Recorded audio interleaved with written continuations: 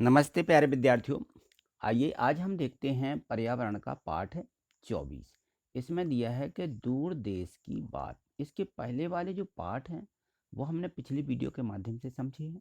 यदि आपने उनको नहीं समझा है और एड ग्रेड बुक में नहीं लिखा है तो इसके डिस्क्रिप्शन में लिंक दी है, उस पर जाके देख लें, या आप जो है प्ले लिस्ट पर जाके भी देख सकते हैं। यूट्यूब पर सर्च भी कर सकते हैं एड ग्रेड गणित वाले सर के नाम से, तब भी आप उनको वहाँ से पूरा कर सकते हैं। ठीक है, चलिए आज देखिए पाठ 24 में ये जो प्रश्न दिए गए हैं यह है कि वह स्थान जहाँ रेत ही रेत पाई जाती है और उस स्थान को क्या कहते हैं। भारत में ऐसे स्थान किस प्रदेश में है? तो देखिए वो स्थान है रेगिस्तान, और भारत के राजस्थान में ये जो है रेगिस्तान है। ठीक है, चलिए प्रश्न 2 देखिए, रेगिस्तानी इलाकों में पाए जाने वाले किन्हीं दो पेड़ों के नाम लिखिए और इनकी दो दो विशेषताएं बताइए। तो देखिए यहाँ पे सबसे पहले तो यह है कि बबूल, बबूल का पेड़ वहाँ बहुत पाया जाता है और बबूल का पेड़ बहुत ही गुणकारी भी होता है। और दूसरा है पलाश, पलाश के जो पेड़ हैं इनके जो फूल हैं ये बहुत आकर्षित होते हैं। बहुत अपने यहाँ भी पलाश के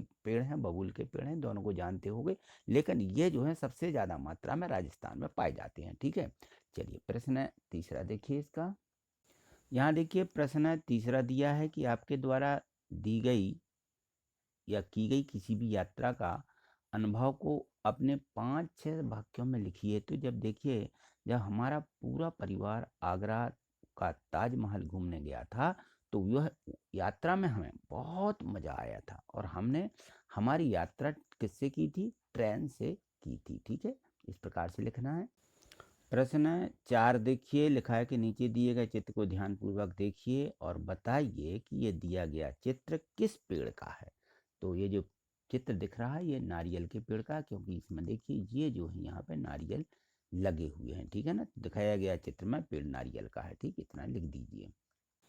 और इसमें दिया है कि इस पेड़ की भी कोई दो विशेषताएं लिखिए। तो यहाँ पे लिख दीजिए कि नारियल का पेड़ लगभग 80 वर्षों तक जीवित रहता है, और ये पेड़ जो है पेड़ के शिखर पर सुंदर पिंछाकार 20 फुट तक के लंबे पत्ते होते हैं, बहुत ही सुंदर आकर्षित होते हैं। जो कि प्रश्न 5 है कि आपको बहुत से देश और जगह ढूंढनी है तो आप किसे उपकरण की सहायता लेंगे? तो हम जो है ग्लोब में उपकरण की सहायता लेते हैं। ग्लोब बना रहता है, ग्लोब ले लीजिए और उसको जो है देखिए तो हमें कोई भी वहाँ से जो भी ढूंढना होता है, जो भी जगह ढूंढनी होती है मिल जाती है। ठीक है, प्रश्न 6 देखो दिया है कि रेगिस्तान इलाकों के लोग ढीले ढाले और सूती कपड़े पहनते हैं, इनका क्या कारण है?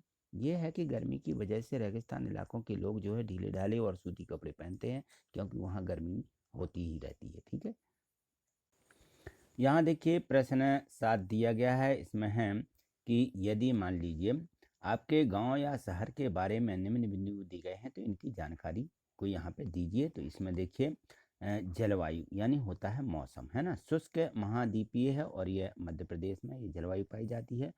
लोगों का पहनावा लिखिए, लोगों का पहनावा बिल्कुल सरल सुंदर है, महिला साड़ी पुरुष पैंट धोती पहनते हैं, और खान पान जो है सेव है, पोहा है, समोसा इत्यादि खाते हैं। फसलों में होती है हमारे यहाँ पे गेहूँ और सोयाबीन, और इमारतें या घर जो है ग्वालियर का किला, जामा मस्जिद ये बहुत ही प्रसिद्ध है। भाषा यहाँ की हिंदी भी है और सिंधी दोनों हैं। ठीक है ना, प्रश्न 8 देखिए दिया गया कि नीचे दिए गए नोट के चित्र को ध्यान पूर्वक देखिए। ये जो नोट दिया गया एवं आयताकार बॉक्स में चाहिए गई जानकारी को रेखांकित भी कीजिए। तो इस में जो यहाँ पे जानकारी चाहिए गई थी कि राष्ट्रीय प्रतीक का चिन्ह क्या है, तो ये चिन्ह देखिए यहाँ पे ये बना हुआ है।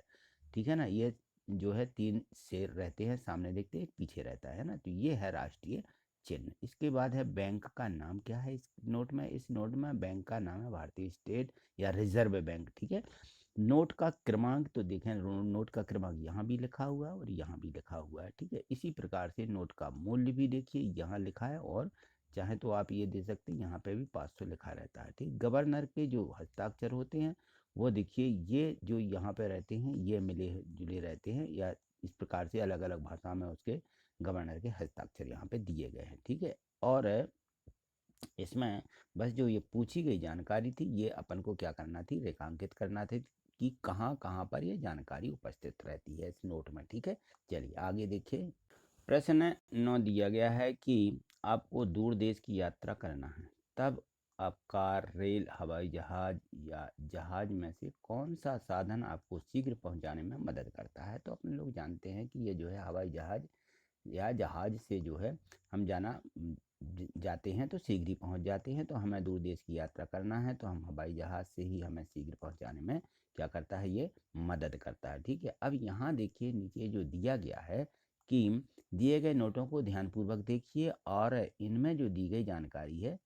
अब यहाँ देखिए कुछ मुद्राएं दी गई हैं, यहाँ पे नोट दिए गए हैं जो कि यहाँ देखिए मैंने टिक लगाए हैं। ये अपने भारत का ये 100 रुपया है, ये भारत का ही रुपया है ना, 5 रुपया। और ये देखिए यहाँ पे जहाँ पे ये गांधी जी की मूर्ति बनी हुई है तो ये भी अपने भारत का ही रुपया है, पलट करके दिखाया जा रहा है। ठीक है, ये सामने वाला फेस है और ये पीछे वाला हिस्सा रहता है। तो इस प्रकार से ये हमारे देश का ही नोट है। और बाकी की जितनी मुद्रा यहाँ पे दिखाई गई हैं ये सभी कहाँ के हैं, ये दूसरे देशों के हैं जो ये दिए गए हैं, है ना।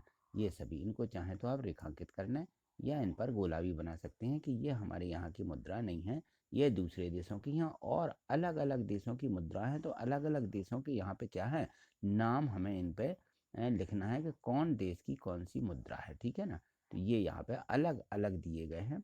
तो हम इनको जो है यहाँ पे ऐसे गोले भी बना सकते हैं या रेखांकित भी कर सकते हैं कि हमारे देश की मात्र 3 मुद्रा यहाँ पे दी गई हैं। ठीक है, अब देखिए यहाँ पे तो इसमें पूछा गया है कि क्या ये सभी नोट भारत के हैं? नहीं, सभी नोट भारत के नहीं हैं।